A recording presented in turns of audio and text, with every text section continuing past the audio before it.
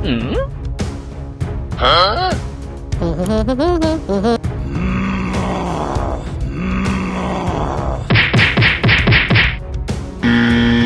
are being punished by the system. No one explained it. You just had to figure it out yourself. Have you ever wondered what are your worth when you're all alone? Have you ever felt like people were avoiding you?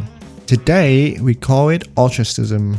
But behavior itself dates back more than 300,000 years ago. Today, if you commit a crime, the government punishes you by putting you in a jail.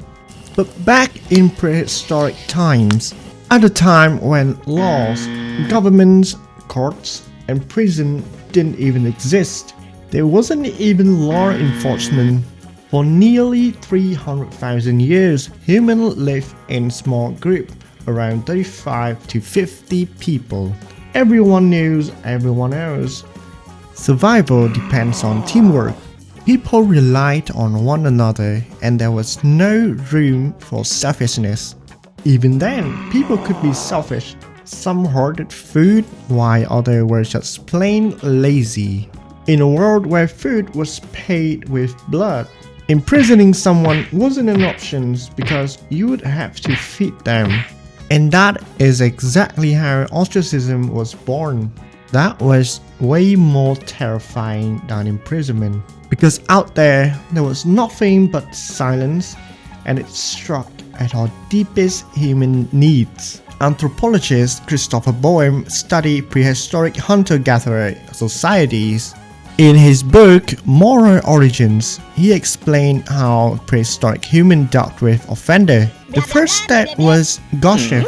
No, this wasn't just talking behind someone's back. It served as an early warning. If someone hid food from the group or started bullying others, people would discuss it openly, right in front of them, not behind their back. It sent a clear message: we know exactly what you have been doing.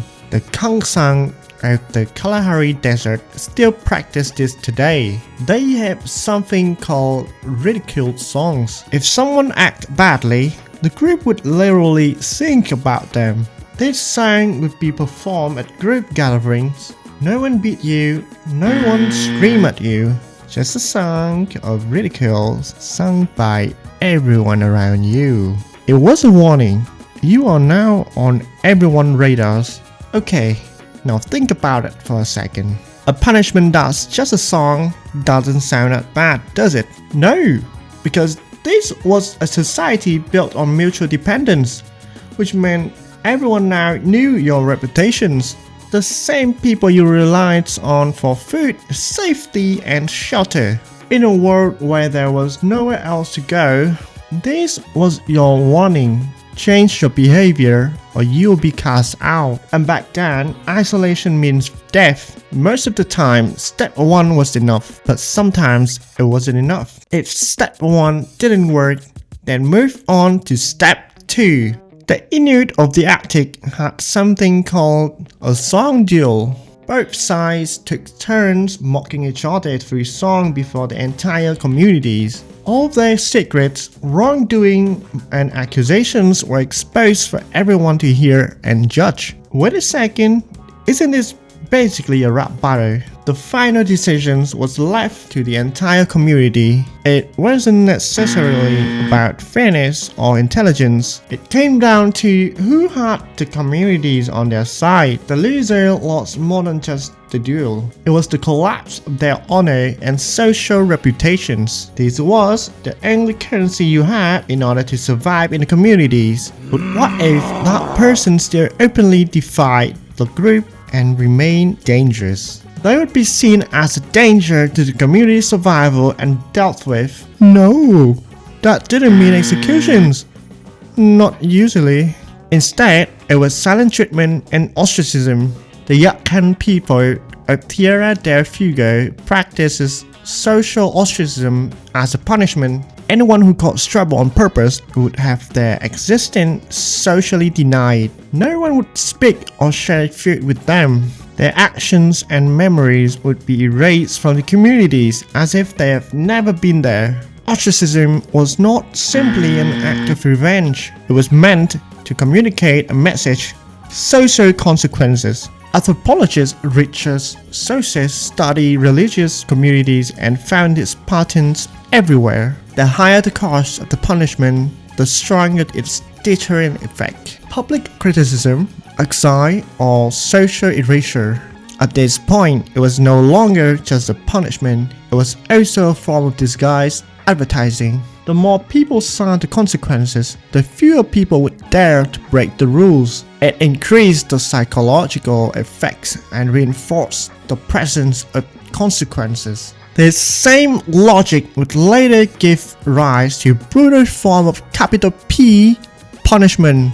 290,000 years ago, isolations could already be considered a death sentence. But from this point on, everything started to make a lot more sense. In 2003, Naomi Eisenberg at UCLA created a simulated game. In that game, 3 players would toss a ball back and forth. After a few throws, the other 2 players stopped throwing the ball to the remaining player, and they simply ignored that person. Even in the simulations, the person who was ignored reported feeling real pain. And when Naomi scanned the brain of the person who was ignored, she discovered that the anterior cingulate cortex became highly active. The brain regions become highly active when our bodies experience physical injury, and it also lit up when a person felt socially isolated. It suggested that the pain of exclusion is not just emotional, it can feel physically real. This isn't a metaphor.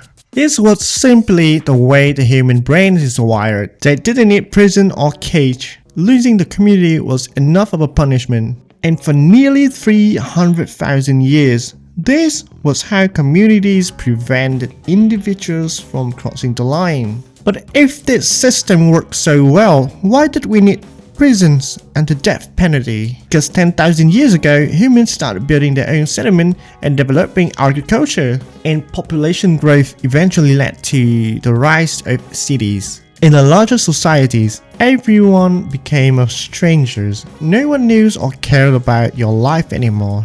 Ostracism and public criticism only worked in small groups, where everyone knew who you were. As human populations grew, ostracism gradually lost its power. Instead, societies began relying on other forms of punishment: physical pain, imprisonment, executions, and tortures. Not because they were better, but because the old system could no longer keep tens of thousands of people under control. A person could no longer be completely cut off because they could leave one group and join another. Eventually, government took over the responsibilities of enforcing law and built prisons to maintain orders. But in reality, it was just an upgrade version of ostracism. It didn't just take away a person's freedom, it also separated them from society. In reality, the human brain is still running on an ancient operating system inherited from our ancestors. Because you still feel pain every time a message you send gets ignored. When you are sick and nobody comes to help, talking to someone and receiving nothing but silence. The world changed, but the ancients' fear of being alone never disappeared. If an ancestral community confronted a wrongdoer and that person became self-aware, then the community would accept them again. Ostracism was never meant to be a form of destruction. It was simply a warning, a chance for someone who did wrong to become better. But modern punishment? No, not anymore. Even when the prison walls disappeared, the social consequence can remain. Meaning that even after leaving a physical prison, you may still carry a mental prison inside you. If you enjoyed this video, don't forget to like and subscribe for more stories like this. Peace.